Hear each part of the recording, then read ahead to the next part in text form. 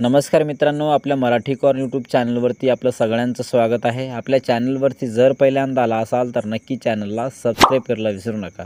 तर मित्रांनो, आज आपण आपल्या चॅनलच्या माध्यमातून पीएम विश्वकर्मा या जी काही योजना आहे देशामध्ये राज्यामध्ये राबवली जाते त्याबद्दल एक छोटासा अपडेट आपण बघितलेला आहोत। तर नक्की हा व्हिडिओ शेवटपर्यंत बघायला विसरू नका।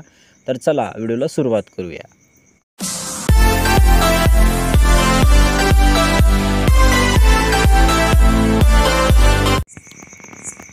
तर मित्रांनो, जी काही पंतप्रधान विश्वकर्मा योजना आहे या विश्वकर्मा योजनेअंतर्गत म्हणजे ही योजना देशामध्ये राज्यामध्ये राबवली जात आहे आणि याच माध्यमातून या योजनेसाठी सुतार असेल, लोहार असेल, कुंभार व तसेच शिवणकाम करणाऱ्या लोकांसाठी योजना आहे।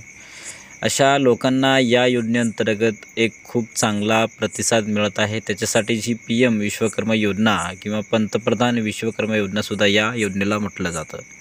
या माध्यमातून जर मित्रांनो तुम्ही जर फॉर्म भरत असाल आणि फॉर्म भरल्याच्या नंतर तुम्हाला या योजनेअंतर्गत प्रशिक्षण दिलं जाईल। तुम्ही जर तिथे 15 दिवसाचं जर प्रशिक्षण घेत असाल तर तुम्हाला प्रतिदिवस 500 रुपये हजेरीसुद्धा या योजनेअंतर्गत दिली जाणार आहे। आणि याचबरोबर तुम्हाला 15,000 रुपयाचं टूलकिटसुद्धा याच माध्यमातून म्हणजे या पीएम विश्वकर्मा योजनेच्या माध्यमातून मिळणार आहे। तर अशा प्रकारची योजना आहे आणि याच माध्यमातून आपण जो काही हा व्हिडिओ बनवत आहोत या माध्यमातून बनवत आहोत की जी काही ही योजना आहे, जे काही सुतार असतील, लोहार असतील, कुंभार अशा नागरिकांना किंवा अशा लोकांना या योजनेचा चांगला प्रतिसाद किंवा चांगला लाभ मिळावा किंवा त्यांना ही माहिती कळावी, आपण त्याच्यासाठी एक छोटासा अपडेट आपल्या चॅनलच्या माध्यमातून आपण बघत आहोत की सुतार असेल, लोहार असेल, कुंभार अशा कामगारांना योजनेचा लाभ हा दिला जाणार आहे।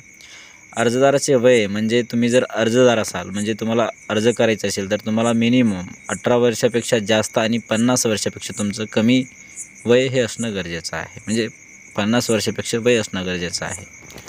त्याच्यानंतर जर आपण बघितलं तर अर्जदाराच्या कुटुंबातील व्यक्ती सरकारी नोकरी असू नये। म्हणजे तुमच्या कुटुंबातून जर तुम्ही अर्ज करत असाल तर तुमच्या कुटुंबातून कोणीही सरकारी नोकरीला असू नये। आणि याचबरोबर जर आपण बघितलं मित्रांनो तर कागदपत्रे काय लागणार आहेत आपल्याला, रहिवासी लागेल, रहिवासीचा दाखला, आधार कार्ड लागेल, पॅन कार्ड, बँक पासबुक, जात प्रमाणपत्र आणि उत्पन्नाचा दाखला या योजनेसाठी लागणार आहे। पंतप्रधान विश्वकर्मा योजना ही देशामध्ये चांगल्या प्रकारे राबवली जात आहे आणि याच माध्यमातून या योजनेला चांगला प्रतिसाद मिळत आहे। आणि याच माध्यमाच्या दृष्टिकोनातून सुतार असेल, लोहार असेल व तसेच शिवणकाम करणारे काही लोक असतील व तसेच फुलमाल हार बनवणाऱ्या लोकांनासुद्धा या योजनेसाठी पात्र हे ठरवलं गेलेलं आहे। आपण याच्या अगोदरसुद्धा एक व्हिडिओ बनवलेला होता की कशाप्रकारे या योजनेसाठी कोण पात्र ठरू शकतं, ही कशा प्रकारची योजना आहे। त्याच्यासाठी जो काही तो व्हिडिओ आहे मी तो डिस्क्रिप्शन बॉक्समध्ये टाकतो किंवा वरती आय बटनवरती तुम्ही क्लिक करून तो व्हिडिओ बघू शकता। तर अशा प्रकारची पीएम विश्वकर्मा योजना आहे। जर तुम्ही या योजनेसाठी पात्र ठरत असाल तर नक्की या योजनेसाठी फॉर्म भरा, कारण की केंद्र शासनाची एक खूप चांगली ही योजना आहे आणि याच माध्यमातून पंतप्रधान विश्वकर्मा योजनेचा जो काही फायदा आहे तो त्या नागरिकाला मिळेल।